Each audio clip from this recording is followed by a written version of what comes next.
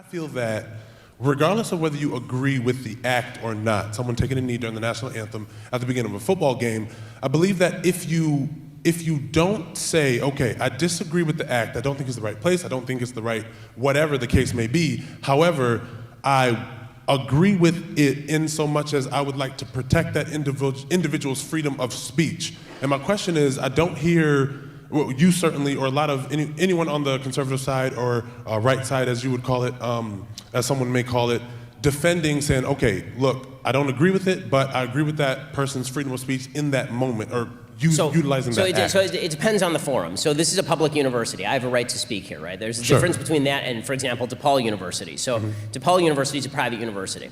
Last year, I think it was last year, DePaul invited me to speak, or at least some of the students did. The administration said I couldn't, and when I showed up on campus, they threatened to arrest me.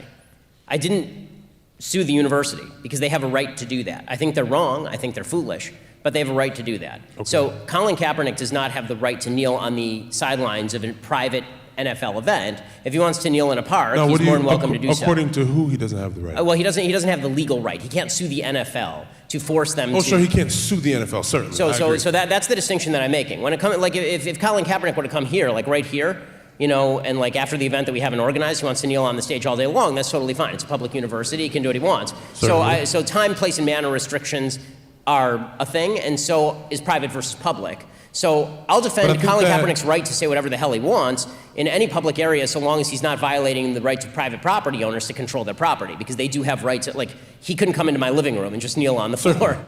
Having a right to do something does not make it the appropriate or right thing to do. I don't think that kneeling for the national anthem is either smart politics or the right thing to do, because there are certain things that still have to unify us, like the idea the country is based on good foundations.